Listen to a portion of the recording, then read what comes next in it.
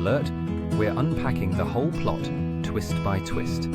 If you're spoiler sensitive, hit pause and come back when your TBR list catches up. Cheers!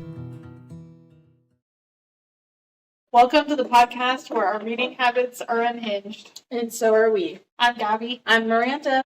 And this is Marginally Unwell. Yeah. We did it. Nailed it. This week, we're heading to the mountains. For the Heiress by Rachel Hawkins. Where the only thing more dangerous than the McTavish family's fortune is the people fighting to claim it. Think Southern charm meets murder mystery with a side of dysfunction. If you thought your family had drama, just wait until you meet the McTavishes. Puts things into perspective. It is a tangled web they weave. That was a good one. I didn't even have that written down. That is on fly. Me. So as our intro states, talking about the McTavish family. Leader of the clan, McTavish. Ruby has a interesting backstory. When she was 3 years old, they were at a picnic. Her and her mom and Nanny were at the picnic, and they were kind of packing up. Thought Nanny was watching her. Nanny thought the mom was watching her. Come to find out, Nobody was, and they were like in the wooded area, and she disappeared. Vanished. So, obviously the family looking for baby Ruby. Yeah, she was like 3. And, so the dad basically goes into dad mode. He's like, we need to search for her, all these things. And they end up, I don't remember how this, like, comes about. How he finds out about her with the Darnells. What they the guy. claim is that that they found her in the woods. That's right. Yeah, they found her, and so it was like 8 months. Yeah, and Ruby. Okay, but I just kept reading. Kept reading the notes and it told me what I forgot, which is the reason we took notes. Wow, what a concept. So Ruby is found allegedly by the Darnell family, and the McTavishes get her back. Yes. But there is kind of a rumor that goes around that she is actually Dora Darnell, which was the Darnell's little girl that had like died or something. Yeah, I think. And so they're saying like that was actually her and not Ruby. It was kind of the thing. Yeah. And also caused some friction in the family because, again, as our intro said, there's some claim on some big money here, and so that causes problems whenever the family tries to think that she's not their blood. She don't have any claim in this thing. Yeah, pretty much. So that's how it starts out, by talking about her disappearance. And then we get a little more background on the family dynamic and Ruby's past. Yes. Which I just want to insert here, like this book is the POVs very much fluctuates in this one. Like it goes from the POV of 2 characters and then letters that Ruby is writing. Like it says like from the desk of Ruby McTavish, and she's writing a letter to somebody. Yeah. You don't necessarily know who she's writing the letter to. Yeah. But somebody she cares about, because she calls them, whoever they are, calls them like dear, and like sweetheart, like things like that. Yeah. So it's like obviously somebody she's cares for. Yeah. And So we're learning about, like, she's basically telling her life story in these letters to whoever this person is. Mm-hmm. And then we have the POV of Camden, Mm-hmm. which is Ruby's son. Yes, adopted son. And then the POV of Camden's wife, Jules. Yeah. Mm-hmm. There are a lot of other characters in this, family members. So starting to go through Ruby's past. Yeah. She grew up kind of a daddy's girl. Yeah. I feel like She always refers to her father as daddy, which I thought was very cute.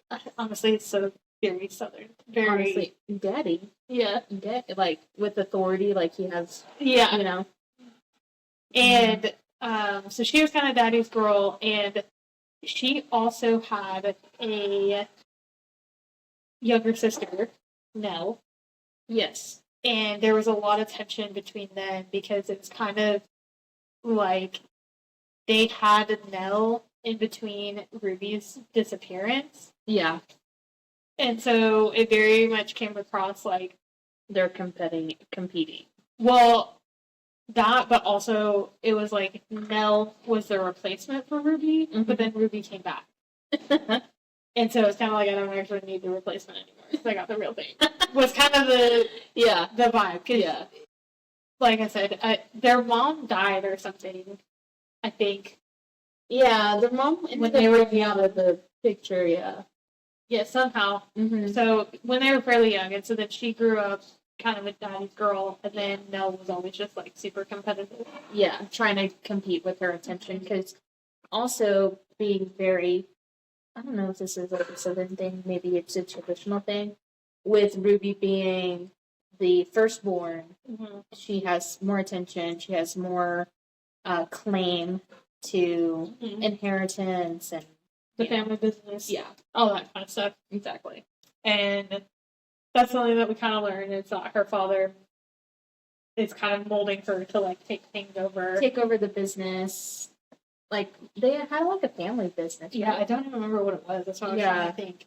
I know she also got into like... She ended up like getting into her own stuff. Like, she, in her own investments, like... Yeah, she did stocks. And she did stocks. She did very well in stocks. She also did investments, buying properties. So she did make her own money. A lot of businesses because they talked a lot about the town that they lived in was like a real small town when the McTavishes like first came there, but it was kind of like they owned that town. I think they invested in a lot of businesses. Yeah, and then so they kind of had their hand in everything. Yeah. So maybe it was more just like the reach that they had. Well, and like he was kind of building her to like take over the estate, which would be like everything that they had their hand in, as well as what was that, Ashby House? Yeah, Ashby House, which is like this really very, how I pictured it was a very southern mansion. That's what I was thinking too. And it was also on a hill. Kind of like a historical thing, like a lot of and it was also surrounded by woods. Like there was hardly any in the mountains. It was a very big property, and a lot of the property was not very developed. They did have trails, but they're overgrown now. But it's very easy to get lost in those woods. Yeah, but a little bit like historical too, because it's like the family that has half the town. They've been there for like, I think they said 300 years. Something. Yeah. And it's like been talked about like in press, and people refer to things like in relation to the house, that kind of thing. It's a big deal. Big deal. So like taking care of it and taking care of their family's estate, is a big deal. So she was in line to be taken over all that. So we kind of learned about that, about her relationship with Nell. And then I think the meaty parts of the letters had a lot to do with her husband. Yes. Salacious. Yeah. A big part of Ruby's reputation is that she's been married 4 times and has been widowed 4 times. Yes. And there's some rumors going around. Yeah. After 4 times, people are starting to be like, Interesting. it's a little weird. Yeah. After 4. Yeah, after 2. Honestly. I don't know how we got all the way to 4. Yeah. And that's what took for giving, like, the nickname. Yeah. You know what I mean? So, but yeah, she starts with, I really liked her letters. Sometimes I kind of get annoyed with the then and now kind of perspective because of this, but her letters were so charming and saucy and juicy, little tidbits. yeah. And especially coming from like her perspective of events, I enjoyed them. Yeah, for sure. But So we hit off with Duke, first husband. And she's talking about, they had the big Southern wedding. It was like a good match, all the things. It's her first marriage. she was in her early 20s. I think she was like 21, 20. Yeah, I think 21. Yeah. She's like, oh, actually, like, this is what I'm supposed to do. It's like, be Yeah. married and do all the right things. And he Mhm. was, like, the good match and all that. And, right after they got hitched, Things go south. Duke went crazy. And Just got a little too. His name was Duke, yeah, and he got a little too comfortable. yeah. Yeah. He ended up. She ended up finding out that whenever he drinks, he would get violent. Mm-hmm. So he got drunk one night. I think while they were on the honeymoon. Yeah. So I'm talking right after the wedding. She Literally vows. yeah.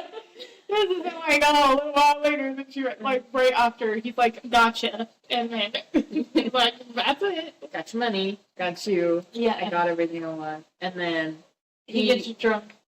Hits her. Yeah. He becomes abusive in real life. She's like, oh no. This can't happen. Yeah. This ain't me, honey. It does kind of go on for a while. Yeah. And she talked about it's pretty much because the first time afterwards, of course, like they all are. It's like, I'm so sorry. Like, I know better than I think he was drinking whiskey or something. And so I will never drink whiskey again. like, I know better because it makes me violent. And so then she talks later and she's like, well, it turns out it wasn't just whiskey because he was drinking like vodka tonics or something all night. And well, here we are. And he was like beating her again. Mm-hmm. So it was a lot of that. Until one night, he comes home. There's somewhere. I think they're like in Louisiana or something. I thought it was in Tennessee. It could be Louisiana. Oh, wait. It's in France. Yeah, you're right. Totally right. Not even in the States. It was in France. How did we literally see and then... I just remember it being like in the woods because she was hunting. Right? Was doing He was hunting, but he was hunting? He was hunting, and that's why he came back to the thing, and he was like all drunk and talking about like this gun is meant to like kill elephants or something. Mm-hmm. And so he's like showing it off and like points the gun at her. Mm-hmm. And she's like, no, I don't think so. I don't remember how exactly it escalated. I remember this, and I could totally be wrong, but I remember him like alluding to, threatening her while he was drunk. And then she took the gun and she was outside, and I think he was like searching I think she was trying to hide it. I don't know what she was doing.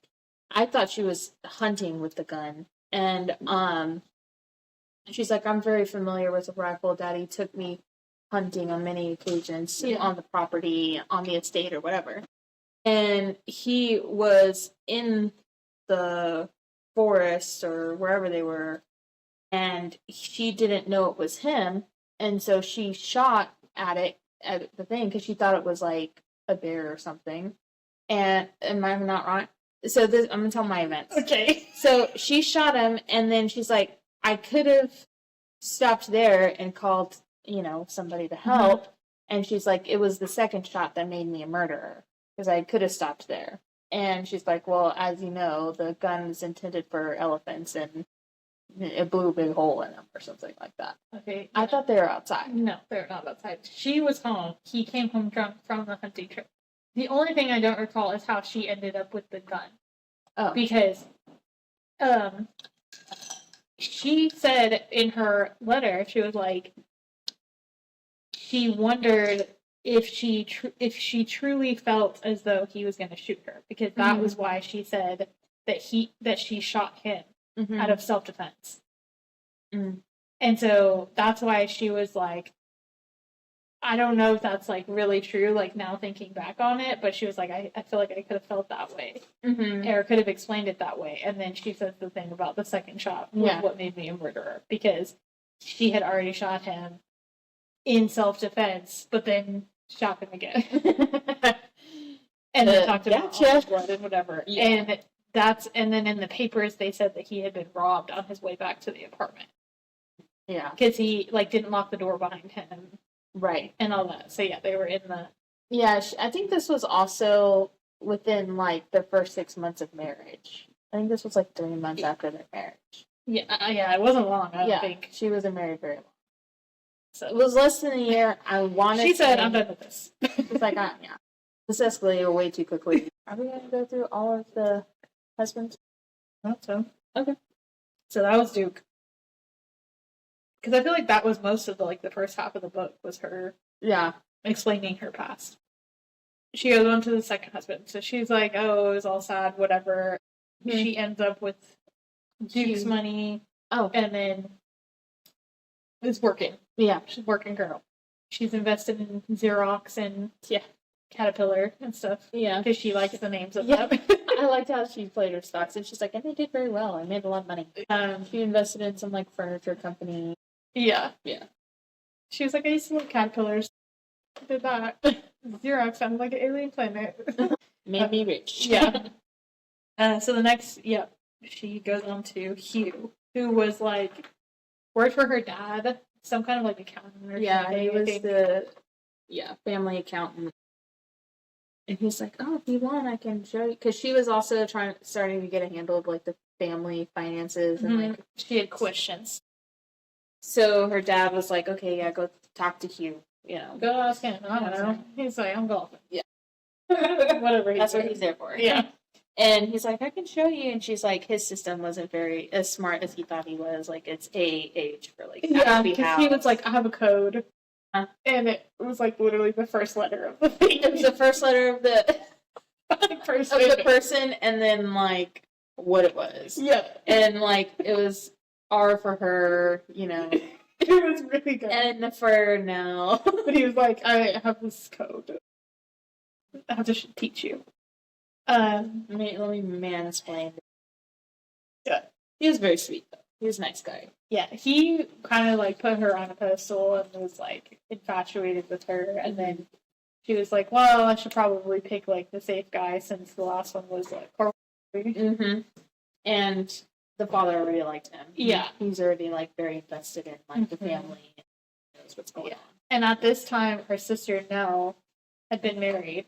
Yes, and they just had the baby, right? Yeah. And her dad was obsessed with the grandson. Yes, because now he's got first true heir. Yeah, grandson. Said he's the spoiled little baby, and oh well, since you have a grandson, we need to get you a brand new car so we can get there safely. You need a bigger office and make a whatever. So that they were getting all these extra things and showering extra affection for them, and. So yeah, she was kind of well, I need to get married now because I'm losing my status as the favorite. Yeah. So she marries Hugh because her dad likes Hugh. Yeah, all the things. And then she quickly realizes that he's really boring and he just annoys the crap out of her. Yeah. Even though it's all he's literally doting on her. Yeah, obsessed with drives her everywhere, asks how her day is, what do you need anything? And she's annoyed by that. And he calls her, he makes her coffee and blows on it. He's like, it's too hot, so he blows on it. And she's it's so annoying. I'm sorry, princess treatment. Like, So she also made a very like quick comment on this that it was like he was also very boring in bed and very nice guy, but Duke was a very terrible guy, was very good in bed, and she's like, man, the men they can't get it together. Like, why can't they be both? So I thought that was very fun. She, of course, yeah, she realizes like if she were to just like kill him, like people might start to get suspicious of some things. Yeah, she had like a bit of a thought of like divorcing him, and she kind of brought it up with her father once, and the father was like, if you can't make it with if someone can't make it with Duke, they couldn't make it with anybody. Sorry, Hugh, they wouldn't be able to make it with think like he's a perfect guy. yeah, And it's like, it would be you, it would be the person, and like, is that the right kind of person? it would be a disappointment. So she was like, well, Okay, can't do that, so my next option is murder. obviously, next. Good choice. Yes. So, She's like, I gotta be careful mm-hmm. about it because yeah, people want to ask the question. Yeah. So she is trying to figure out a way for like him to die, but her not to be Like, actually an accident. yeah. And she remembers about her dad telling her that the like wiring in their old barn is like messed up because she had found like a rodent of some kind. Maybe it was like some kind of animal was in there and was like dead. And the dad was like, "Oh yeah, I probably got the wires and they're like messed up." Mm-hmm. So she convinced Hugh doesn't know this, but she remembers from her childhood. So she convinces Hugh. She's like, "Oh, like if you could fix it up and like put lights out there, we could like have like party out there, whatever it was." Yeah. She gave him a honey-do list, and he him was doting like, all "Of over. course." And so he went out to go work on the barn, and he electrocuted himself and died. So Terrible. messed up. And he was a good guy. He was like, he was like not even. She was just like, he's annoying it. She's like, I have better things to do with. Pretty much. So then the next one. So the next one was much more passionate. I think his name was Andrew. And she said that she married Duke for, what was it? Married Duke for out of duty, Hugh for convenience, and then Andrew for love. yeah, She like actually loved him. yeah. She met him in Scotland. I think it's Scotland, right?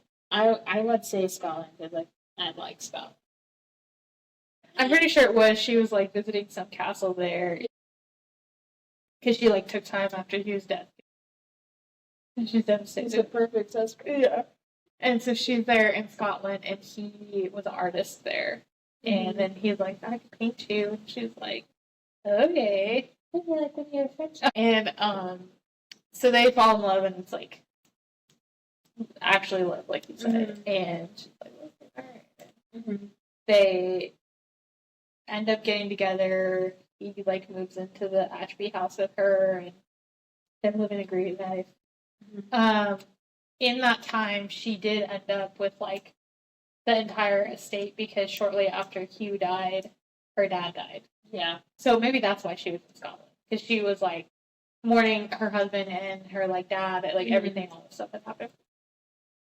So they're living this great life. She's talking about like how much he loves her and all the things. And so one night she decides, like, because she loves him, she wants to like tell him the truth about everything that she's done. So she ends up telling him like she killed Duke, and he at that point was kind of like, "Wow, like I can't believe like you got out of that." Like basically like you're so strong kind of thing. Yeah. And so she was like, I don't know what I was thinking, but then I just like, it felt so good to get it off my chest that I kept going. And so she ended up telling him about Hugh also. And she kind of saw like That one wasn't. the Hugh one kind of sent him, and he was like, she's a little crazy. Saw the like disappointment in like saw her differently. Because the first one was like, you did it for a reason. Yeah. And then the second one was like, In a little annoying way. That was crazy. And so he tried to like brush it off. smile through it and kind of like act like everything was fine, but things had Mhm. clearly changed. And then she said, you know, she couldn't live like this, and she thought she Because kept he had like this information of like holding over her. yeah, and she was like, I wish she would have just like told on me or something, like it would have been easier. Like I wasn't gonna leave him because it would break my heart, and like I kept thinking he would leave, and like he didn't. And so she was like, well, now things are different. I've got to kill again. Back to what I know. Yeah. And so she starts killing him very slowly. Yeah. She starts putting, she's always makes him like tea or coffee or something, and she starts putting rat poison, ant poison in his tea and coffee little by little, and then it wasn't happening fast enough, so she put more and more, and he never said anything, and then they go to the doctor, and the doctor's like, oh, you know, he's just a little illness. Yeah, he's getting like really sick. He's getting really sick. Now, like, she's like, it was me, And but he knew, but and he he still knew. like would never. Uh-huh. She was like, he didn't love me the same anymore, but he could never like hate me enough to do anything. And so that's when she started like putting more, and it was like even more obvious. Mm-hmm. And they were even trying to get him to take like charcoal pills or something, and she was like, it would have helped, but he didn't take it. Like he just let me keep like Killing him. yeah, Which was crazy to me. yeah, Because it's like, I love you so much, I'm going to let you kill, like, literally kill yeah. me. And it was slow too. It was like a year that he was literally just being poisoned to death. I was like, that is insane on both parts. Just, I love you to death. Yeah, literally. And So, she was very upset about that one. She was, like, actually sad about yeah, because she was like, I really did love it. him. She did say that she didn't feel any remorse or guilt about the other two, but for Andrew, that she was, like, actually upset. She was like, I could have just Left. divorced him. Yeah. I could have done anything else. Because her dad was already dead, Yeah. so it doesn't necessarily. But she was like, then it would be like the money and who knows what he would have done and like all the things. So she's he kind of. literally let you kill him. I know. So I'm like, it's crazy to even think that. The money. Anyway. So then we're going into her fourth husband. Yes. So some time goes by. I can't remember exactly how much she married. It was This a while because she was like 40. She was in her 40s. Mm-hmm. Wait, I thought she was 44 or 46. Something like that. Mid 40s, yeah. So she's in her 40s now, and she meets Rodney. Roddy? Rodney. What did I say? Rodney? Yes. Whatever. Something like that. Roddy. Kenmore. Kim. And he's younger. young, he's in 20s. Yeah. So he's like half her age. Yeah, which, makes her feel young. Mm-hmm.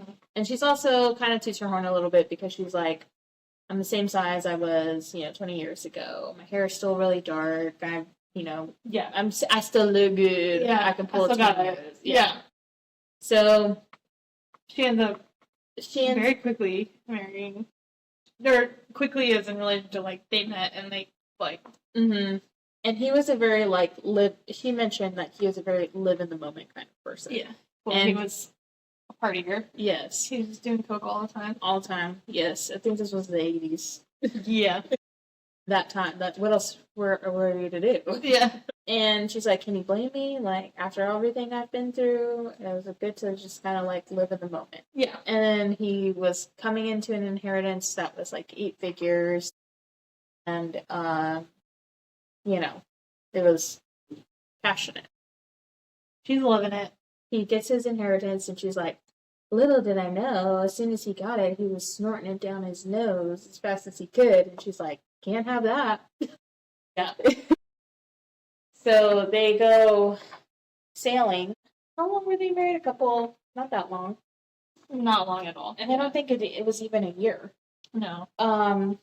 They go sailing, And she like loved that he was like in the moment and like the party thing and like just like let loose, but then it just like kind of got old. Yeah. Like after a while, she's like, okay, She's like, you need to chill out. sweaty late nights, the early morning, hangovers, and the throbbing in the back of your head. She's like, I'm tired of it. So she was just like, done. Yeah. So they're on a boat. His hobby is sailing. I can't remember exactly where this was. I thought it was on a coast. I can't remember which coast. I don't know. They were at like some party and then she was like, let's go out here. So they went on the water, just the two of them. And she was like, yeah, bite. She said, into the water. So she just pushed him. Pushed him off. What was also funny is that this was a hobby that he chose, and he doesn't know how to swim. Yeah. And he decided not to wear a life jacket. Yeah. Very reckless. That's what she just pushed him over and he died because he is a dummy. Coked out. Didn't know how to swim. And this is where she got her a nickname, Killmore. His name was Kinmore. So then, yeah, after 4, people are going to talk. A lot of, she was saying a lot of news articles were saying, like, yeah, he was a avid drug user. Yeah. And his friends were always like, yeah, he was a little reckless, and yes, he did this. Like, he was a cool dude, but he was a dumbass. Yeah. Like, so they weren't surprised that happened to him. So she got away with it. Another one bites the dust. So that is the backstory on all the husbands. She's writing these letters explaining all this and how she killed them all to whoever she's writing to. Because she had never told anybody, obviously. And then in that we meet Camden and Jules. So it's a little bit of their POV. And Camden is Ruby's son, but he kind of disowned the family back in like 2013. Right after Ruby had died. And he like left Ashby House and he was like, I want nothing to do with this, even though everything was his. Yeah. When Ruby died, everything went to him. Just like whenever her father died, everything went to Ruby. So he was like, no, I don't want anything to do with this, like, y'all are crazy, but he still had control over everything, but he was just like, I'm out. Well, they had another death in the family, like 10 years after Ruby had died. And so he left. That's how he met Jules. They were living in like LA. Yeah. Wherever. She was going to school in LA and he was, I don't remember. Yeah. So they met in like a wing bar or whatever. It was like cutie thing. And so he went and like had his own life. They had another death in the family, which would have been his cousin, so Nell's son. Yeah. I thought his name was the same name as the dad, right? Huh? Nell's son? I don't remember. It started with an H. Yeah, I thought it was the same name as the dad. I don't know. It was a weird name. It was like Hallow or something like that. Yeah, it'll come to me. So it was Nell's son who died. He was a drunk also and like spoiled because he was like the first son in the line after their dad and all the things. Nell basically spoiled him, trying to like said like he should be the true heir, whatever, not Camden because he was adopted. All the things they said a lot of things like you're not really a McTavish. Yeah, the type of vibe. Well, his kid, he had 2 kids also, Ben and Libby. Yeah. So also Camden's cousins. Yes. Ben reaches out to Camden, and it's like, he died, and he's like, oh yeah, I know, I got like some, or maybe he didn't know that, but he told him like he had gotten an email from him, like he's like going off the rails, whatever, crazy. Yeah. And he got drunk one night and wrapped his car around a tree. He died. Yeah. And so Ben is like, please, like, we need you to come back. And, like, there's a bunch of stuff with the estate that we need help with. Like, Howl. what did I say? Hallow? Yeah. You're very close. I had to put it right there. So he's like, you know, some of the stuff at the house needs fixing up, and we need this, that, and whatever for the estate. And since Camden, even though he left, he still, like, controls everything, and it's still all his. So Jules, Camden's wife, kind of Interjects. nudges him. She's She's like, maybe it's time to let go. It'd be good to know more of you, more about you, whatever. Yeah. And he, like, feels guilty because he's like, well, she should know more about, like, being Yeah. Yeah. So he's like, okay, well, I guess if you exist. And there's kind of her POV and her inner monologue also, like, oh, like romanticizing and moving to this, like, mansion, and, like, them getting all this. And so she's, like, kind of wanting to convince Camden to, like, Keep it. go back and keep everything. So she convinces him, and they, like, take a road trip. They're going to go and deal with all the estate stuff. Mm-hmm. At least. So they get there, and of course, it's like crazy as ever. Mm-hmm. There's some, like, wild stuff going on, but basically they're all, like, making Comments. Yeah, it's like, oh, well, I should have gotten you out here sooner, because Cam gets there and he's like, oh, wow, this place is a lot more run down than I remember. And they're like, well, you're the one that has all the money, you're the one that could be doing something. And he's like, okay, then I'll do something. So instead of hiring somebody to do it, he's like renovating this whole mansion himself. That was kind of, like, out of left field. I feel like, where did that come from? And this is, like, a mansion. Yeah. Like, what Like, are you doing? 20 Hire rooms. somebody. Yeah. You know? It was like 10 bathrooms, 20 rooms. It was insane. It was a big house. Because, like, the whole family, adults, live there. Yeah. That's what it was intended for. Yeah. Like, the whole family to live there. And, so yeah, they get there and they're all acting crazy. Nell is, like, real nasty to them, because she still thinks, like, it's crazy that she didn't get anything.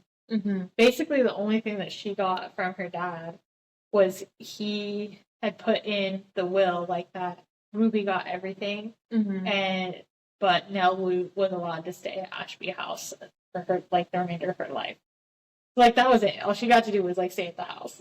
Oh my god. Which is crazy. And so she has a lot of resentment towards this, like, kid. Yeah, but it has nothing. I thought that was nuts because it has nothing to do with the kid. Yeah. The kid didn't say, like, oh, I want everything. And they're like, okay, yes, you get everything. Yeah. It's just like, it's literally an inheritance. Yeah. Take it up with your daddy, okay? It was your daddy that gave you claim to the house, and that's it. Not even rights. It's just, like, living there. Yeah. So then we kind of get into, like we said, you know, Jules was definitely pressing for him to, like, actually take everything so they could go live there. And she's like, you know, we rented our house in Colorado and all the things, and we could have this whole place. She's like, yeah. And, but then it's, like, revealed at one point that she has actually had communication with Ben, that she About Camden coming back. Yeah. Like, something happened. At this point, we didn't really know what. But he was like, I held up my end of the bargain, like, getting in here, like, now it's your turn. And so I guess, at that point, she does explain, like, to the reader that she was like, I basically told him that if he could reach out to get him here, then I would convince him to, like, pay them off and, like, we could, like, separate. But she was like, that's actually not my plan. Like, I'm trying to take everything. Yeah. I think her POV is very interesting because she's, like, very loyal and sweet to Camden, but also is, like, manipulating things in the background so she can, like, she get is, but then she's like, we deserve it. Yeah. She's like, they don't know what it's like to live off of food stamps and Like, yeah. Like, she talks about how they went a whole summer without running water so they can keep the lights on so it can stay cool or something. They don't know what that's like. Yeah. They had everything handed to them. So she's like, we deserve this. Camden's a really good guy. He's nothing like them. Yeah. So she did manipulate it, but also, and it is like for selfish reasons, but also like for Camden, she just like, he just doesn't see that. Then they're like, okay, we're gonna have this dinner. Nell is like, we're having family dinner. It's like semi-formal, which was crazy. So there, it was only 5 of them. Because it was Livy, Ben, Nell, Camden, and Jules. Jules, yeah, and they're like in Formal formal wear. wear. So that was weird. But she's like, we're gonna have this dinner, blah blah blah. And so he's like, okay, great, because he's like, Exactly what I need right now. yes. My family. He's like, these have gone so well in the past, basically. Mm-hmm. They're at dinner, and like, oh, Everyone looks so great. And then Dom's like, oh, well, let's celebrate this monumentous occasion with a Dom rosé champagne. And then Camden's like, oh, he has something up his sleeve because that was Ruby's signature celebration wine. And then he's like, come to find out, that bottle's $300,000. And I'm like, bro, $300,000 for a bottle of champagne? that's crazy. And it's rosé? Yeah, so they're like in the middle of this dinner and they do the thing, and then Libby like slaps this folder onto the table and it like flies everywhere. She gets a little rambunctious about it. Yeah. The documents fall onto the floor. Yeah. And it is basically a like DNA, ancestry thing. Ancestry.com Yeah. confirmation. 23andMe. Yeah, that Ruby. Ruby is not actually a McTavish. Mm-hmm. That she actually is Dora Darnell, the other little girl. Yeah. And so they're like, basically like, like gotcha moment, like Gotcha. But Yeah. you didn't know. She is not even a part of this family, so that means you don't. and you're not a part of this family. And she adopted you, and you're not a part of this family. You don't get anything, so it all goes to us. Yeah. And then here comes Camden. He's like, He's like, you think I didn't know? I've known this since I was 18. Yeah. And Flips the script once again onto them, and this infuriates Ben. yeah. He's like, you knew this whole time? Yeah, You've he's like, known yeah. for 10 years? He has a very... And he's like, that doesn't change anything. Like, he still left all the money, everything to her. It doesn't matter if she's blood or not. Like, that's who he left the money to. And he was We should like, also interject here that Ben's profession is an inheritance lawyer. yeah, And like he a state decided attorney. Yeah, he decided to become an estate attorney because they at the found exact time whenever Camden decided to leave the family. because they had found out this information, and so they were like trying to find a way for like them to get all of it. So he literally chose his profession to try to like weasel his way into this inheritance, which is wild. And Commitment. Camden's basically like, yeah, I already knew, and also like already had somebody. 10 years ago. He's like, yeah, whenever I found out, I had like somebody go through it with a fine tooth comb to make sure like everything was legal. Like nothing had to do with like actual bloodline. There was no loophole that you could do. And he's like, yeah, so it's fully legal. So He's like, throw it in. He's like, is that why you chose your inheritance? Yeah. What is it? What was it? Estate law to try and find a way to weasel the inheritance into your name? yeah, Ha! You thought you were ahead, but Ruby was way ahead of you. yeah, because she was the one who found out. She hired a PI. Yes. And to like learn about where she came from, and she learns that she was Dora Darnell, and essentially that her parents sold her, to the Powell and the McTavishes. yeah, So they did lose their daughter in the in the forest. Like they don't know where she went. Yeah. And His wife was so like distraught by everything, mhm. and so whenever they said like, "Oh, we found her," whatever, he like also knew, but he knew that it wasn't actually Ruby. yeah, He he didn't want his wife to be like sad anymore, and so he made a deal with Donna Darnell's father, and essentially like bought Donna from their family, and so that's how Ruby ended up going over there, and now she's new Ruby 2.0. yeah, And her father, Mr. Tavish, was saying, "Okay, yes, you get all this money, do some time," because I think he said that he would get him off. He was like, "Just say that like you accidentally." I don't remember exactly what he went to jail for. I'm assuming kidnapping because it was an 8-month period long, and he's like, "Hey, just take the time. I'll get you off, basically. get you off, or if I can't, then we'll get you to an escape route so you can escape, and then we'll have money. I'll pay you a ton of money. You and your wife can, leave." And so he does this, and he couldn't get him off, so he gets him to get him to escape. And then instead of escaping, he ends up having him killed. And then he does pay the family, but pays the mom. And then the mom ends up burning all of the money. Because she didn't want to do it. Basically, the husband kind of was like, "We need to do it. Mm-hmm. We're poor." And which is nuts. Wild. And she was like, "What kind of mother would I be if like we use this money?" Mm-hmm. Because Ruby also had like a biological sister, and that's what she had said. Like they could have used that money, whatever. But her mom was like, "What kind of mother would I be if I used that money? I would actually have been like selling my daughter. Mm-hmm. Like that's crazy." Yeah. So she burned it all. So they grew up like super, or they like continue to live life super poor. Mm-hmm. And so yeah, she had another sister, and her biological mom had like died already and stuff.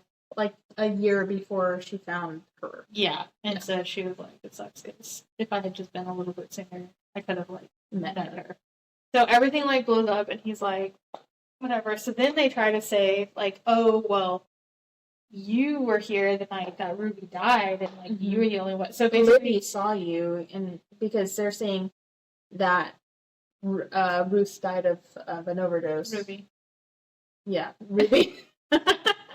that it was suicide. Ruby died of a suicide of an overdose from like all these pills on her nightstand. Yeah, and it was raining that night, and he's like, "No, I wasn't. I wasn't here." And Ben was like, "Yeah, you were. Libby saw you." And well, he said that he was there, but they were saying that Libby saw him like coming out of her room, and he was like, "Libby wasn't even here," and they were like, "Yeah, she was." And then they essentially were saying that they were threatening that they were gonna like change their story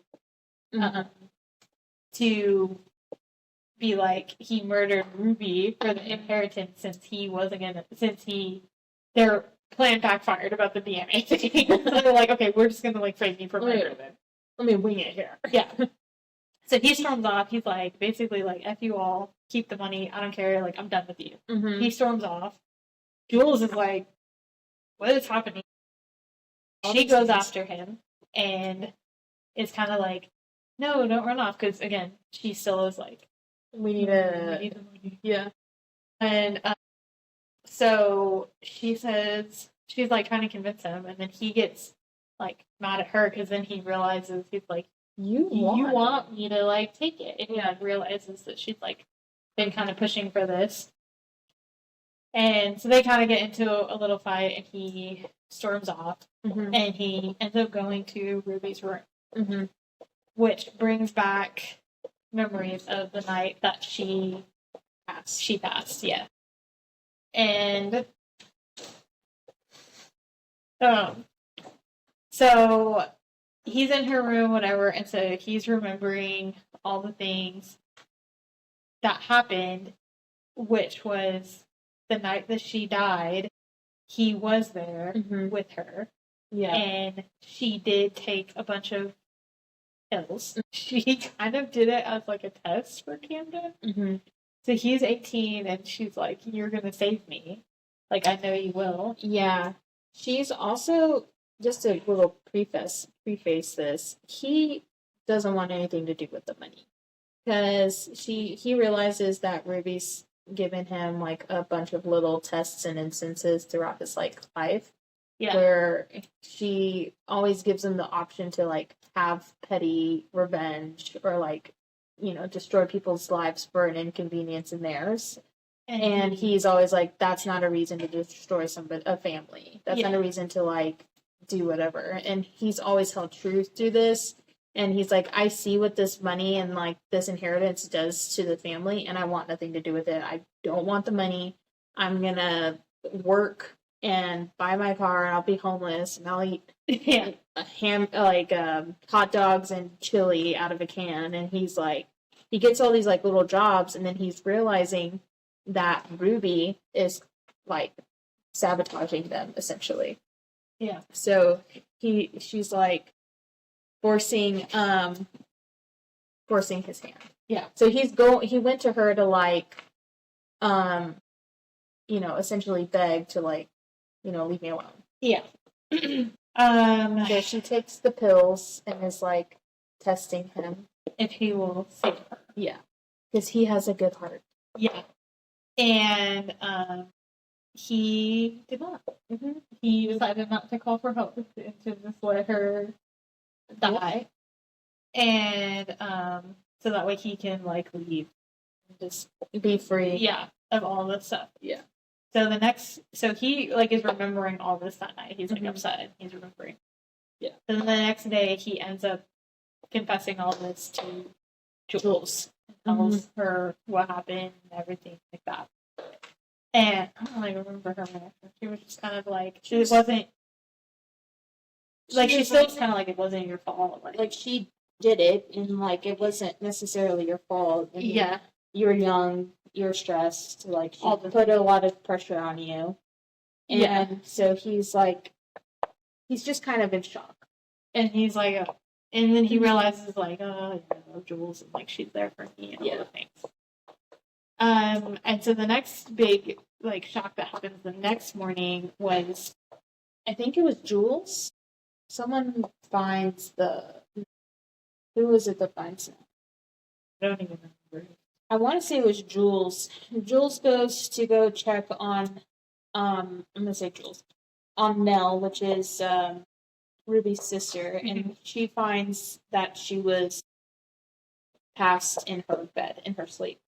And she's old, I think she's in her 80s. Yeah. And so they think she's like natural causes, and she makes a remark that usually a lot of people say it looks like they're sleeping, and, you know, and she's like, that's not the case. She was obviously dead.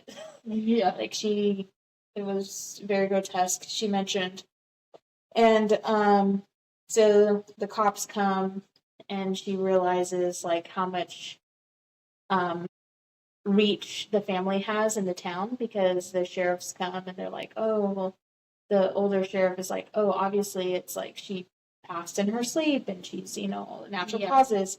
And then the younger deputy is like looking in her mouth and Ben is like, what are you doing? Like, leave her alone. And he's like, oh, I thought I saw something in her mouth. Like, thought I saw some bruising. And the sheriff was like, no, obviously she passed in her sleep. We're not going to disturb her. She obviously she wouldn't want, somebody poking around on her body in her room. Like, let's not make it a bigger deal than what it actually is. So they didn't, like, took away the due diligence of the investigation. But it was, like, a little suspicious. I was like, sus. So that happens. Then Camden has, like, a shock because he's having PTSD from the Ruby situation. Again, it's like all these like things are happening. So he decides to step out. Yeah, he like goes into town. I guess town to like clear his head. He was gonna come back before nightfall and then go from there. So Jules ends up staying and is waiting for Camden to come back. Yeah. And she's kind of like poking around the house, and she sees that one of the cars is gone, which I think is the maid's, and she hadn't seen Libby all day, and she doesn't know where Ben is. So she takes the opportunity to just kind of do some snooping. Yeah. So while she's doing some snooping, she makes her way to Ruby's office and is like trying to find some documents. It seems like while this is happening, she finds Ben startles her at the entrance in the doorway of the office, and he's like, "What are you doing?" He's like, "I'm just looking for something to read while I'm waiting for Camden. I'm looking at the library." And he's like, "Are you sure you're not looking for these documents?" And she's like, "But no, actually, I'm not. I'm looking for something to read." So they have their little tat-a-tat. Mm-hmm. And he realizes that these letters Ruby's she's been writing is actually to Jules. Yes. And he realizes that Ruby and Jules had like this off-site friendship, relationship, They connection. knew each other. Yeah. They had a whole thing. And he goes, "It was very interesting, you wanting to come here and lure Camden here for whatever reason. And when I found these, I didn't really understand it until recently." Yeah. And so she's like, they have like this confrontation. He's like, "You're after the money. You're after my family's money." And she's like, "It doesn't matter. It all goes," they have like this whole spat. In this, I can't remember exactly what happens. I think she says something to him along the lines of, "Well, it's over now. Camden has the money. There's nothing you can do about it." Yeah, like Ruby's gone. Like Yeah. it is what it is. It is what it is. I Yeah. mean, you can tell him, "Yeah, I knew her," but I mean, it doesn't change anything. And so she calls his bluff on it. Essentially, he's like, "Oh, I'll tell Camden." She's like, calls his bluff on it. He's like, "Whatever, I'm a liar, but you're the one that did all these. You're the one that killed your mom." That was what it was. Mhm. Your grandma, because if it were to go, the estate would go to Nell, and then because the officer found the bruising in her mouth, she goes, "That's why you didn't want her wanting an investigation on her, because you killed her, you smothered her." And Which she knew because of the story that Camden told about Ruby. Because so I guess we left that out too. When Ruby died, Mhm. so she was like overdosing, which Mhm. she did. But then he was like talking about like when she was dying, the like gurgling sound and stuff, Mhm. and he like couldn't take it, and so he Smothered her, helped her along. yeah. And so that's how she knew, because he told her like that's what it looked like with her too, Mm-hmm. and so she knew that it was like foul play. Yeah. So she's like, "You couldn't be patient. She's in her 80s, and you just want all the money now, immediately." And he's like, "Just wait until I tell Camden." And she like yanks the papers out of his hand and almost rips them. And she's like, "And that's where I went wrong, is I turned my back on a what was it? Was a desperate man, or someone that has nothing to lose, kind of person." And at that time, I think he attacks her. I think he like pushes her head or something. He attacks her somehow.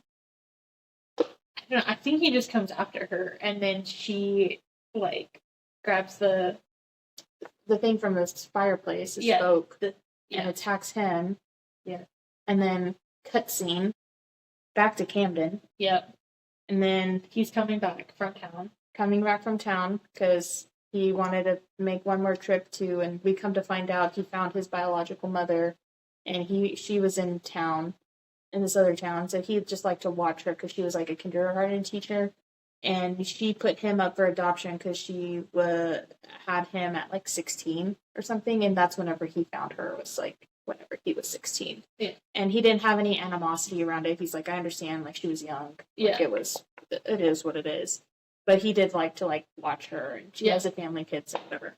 So he was coming back into town from that, and then once Ashby House was in sight, he realizes that the house is aflame. Yeah. He's like, oh, crap, step on the pedal.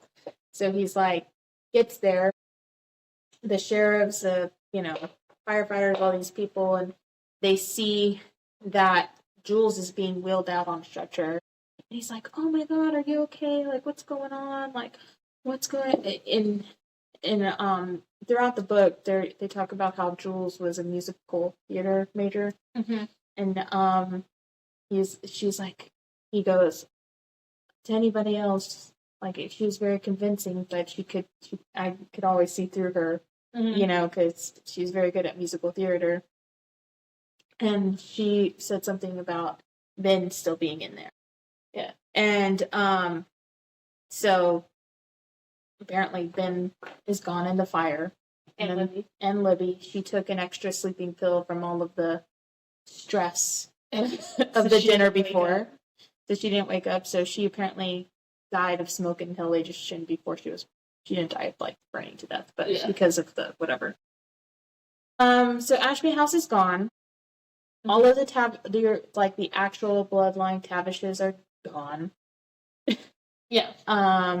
And now they have the money, mm-hmm. and they donate a lot of money to I think his biological mother's thing, which I think was a kindergarten or some kind of charity or something. It was something about helping kids. I don't remember exactly. Yeah. And they ended up getting a house somewhere else away from there. Yeah. So, and then it was like the coast somewhere. I don't know if it was like that California or where they were, but yeah, coastal house, and so they're trying to like move on, whatever. She also finds out that she's pregnant. Yes. I don't remember when she reveals it, but I remember she did something like she was like touching her stomach or whatever. Mm-hmm. It wasn't like a big thing, but she was just like telling the story. Oh, okay. Like in it was. I thought she revealed whenever she was pregnant after the burning, because she was like, oh, there's Camden coming back from his morning jog. And then he comes in and he's like, how's my girls doing? Yeah, and then she's like, I put a hand on my stomach or something. Yeah. So it like alludes to like they're pregnant. So they're like moving on, and then we have like kind of the big reveals of everything. So it kind of goes into Jules like writes the last letter to Ruby, even though she's like dead. Yeah, but it kind of wraps up everything. Mm-hmm. And so, come to find out that, so she had the biological sister, like in the Darnell family, her biological family. Mm-hmm. And she had a daughter, Linda, who also had a daughter whose name was like Kristen Juliana Darnell. Yeah. And so when Ruby found out about everything, like that she was actually Darnell, and she found out that the mom had died and everything, and then, or her sister had died, and then her daughter had died and left the other daughter, like, she was like 19 or something. Yeah. So she ends up like reaching out to her. Lo and behold, is Jules. Mm-hmm. So Jules is actually part of the Darnell line. And Ruby came up with this whole plan to have her like meet Camden so that way they could be together. Like she made the match to be together. So they planned for all that, and then Ruby died, and so like she wasn't going to go through with it, but then she ended up going into that wing bar, and then it was like it was a coincidence that he happened to be in there. So she wasn't going to go through with it, but then it was a coincidence that she still ended up running into him, because that was why she moved to LA, was because she was gonna do it. Mm-hmm. And then Ruby died, and then she still ran into him. And then she actually ended up falling in love with Camden, like vice versa. And so the plan was for Jules to go there so that way the inheritance would go to the Darnell family, basically. And so she orchestrated this whole thing for like her original family to end up with the money from her other family that like caused all this chaos and everything. And then we find out that Camden also ended up finding out somehow that all this had happened, but he was like, I was in love with her already, so like I didn't care, even though I knew Ruby was the one who did it. Ruby knew best, obviously. So yeah, he knew about the scheme and just accepted it. Mm-hmm. And then so that was like pretty much it, and then the last little bit of it was the only thing that was saved in the fire was like this portrait that Andrew had painted of Ruby, her third husband. It was the only thing that like made it, and so they kept it and they put it in their new house. Mm-hmm. And she was like, funny enough, like because that's where she had hidden the letters, and she was like, I guess I wasn't the only one who hid stuff here, because she found a newspaper clipping. And she was like, what the heck is this? And it was like clearly Ruby's handwriting. Mm-hmm. And so she was trying to figure it out. It was like some parade or something. And it had like F and R, or no, G and R, and then F and L. Mm-hmm. And then it was like question marks and stuff. And so she's like looking at the picture and she doesn't really see anything. And then all of a sudden she spots like in the crowd this woman. And she realizes that it is... I don't remember if it was Faith or Grace first. I think it was Faith. Mm-hmm. So Faith was the nanny that was supposed to be watching Ruby whenever she went missing. And she had a little girl with her. So what happened was Faith realized that this little girl Ruby was in this horrible family and kidnapped her. So she actually didn't go missing. The nanny kidnapped her, and like they got new names, which were like Grace and Lauren or something like that. And so it was revealed also that they tried to end this whole thing. Yeah. So that was that. Yeah, that was the book. All the twists and turns. The tangled mystery of the family. It was definitely twisty. So thoughts. Would you recommend this book? I would recommend this book as like a palate cleanser type of book. Yeah, it was really quick. It was short. It was crazy how much happened so quickly in such a short book, and it didn't seem like a lot. Yeah, because I think it was only like 300 pages. Yeah, it was really short. It was like 3. Yeah, I want to say 300, 320. Yeah. So it was a quick read for as many twisty turny things. Yeah, that happened. Yeah. Honestly, it almost took us as much time as it would take you to read it to explain it to you. Yeah. It was a lot. It was a lot. And I do know that there are some things that we grazed over, but it also fit the book. Like, yes, there was a lot in it, but it also went really well with like the pacing of it. Because yes, it's a twisty, family, their dramas and stuff. So it was definitely interesting. I would definitely recommend it as a palate cleanser. If you're just like stuck in between books, or you have like a book hangover, kind of like takes you out of something. Yeah. But yeah, for sure. I would too. I think it was like a good, like we said, quick little mystery. Kind of interesting. Yeah. Writing style. I liked it. I like the writing style. I do say that I have a hard time with POVs. Which we've been doing a lot. Yeah, which, is really on theme here. And then, like, the then and now and, everything. I gotta say, I really liked Ruby's letters. I like the way she wrote them. It gives kind of a mystery of, like, who is she talking to? Like, if she, Yeah. Yeah, because obviously it wasn't revealed till the end that it kind of seemed like she was writing the letters to Camden the whole time. Because, I was saying, she was saying, like, sweetheart and, like, and as an endearment. Yeah. And so... So at first I thought it was Camden. I was like, because she also was kind of grazing over, like, some of her escapades, you know, like she Yeah. was trying to like graze over, but also did mention some of. She's like, I know you don't want to hear this, but But like, yeah. So I'll it kind tell of you. made it seem like she was like telling her kid. Yeah.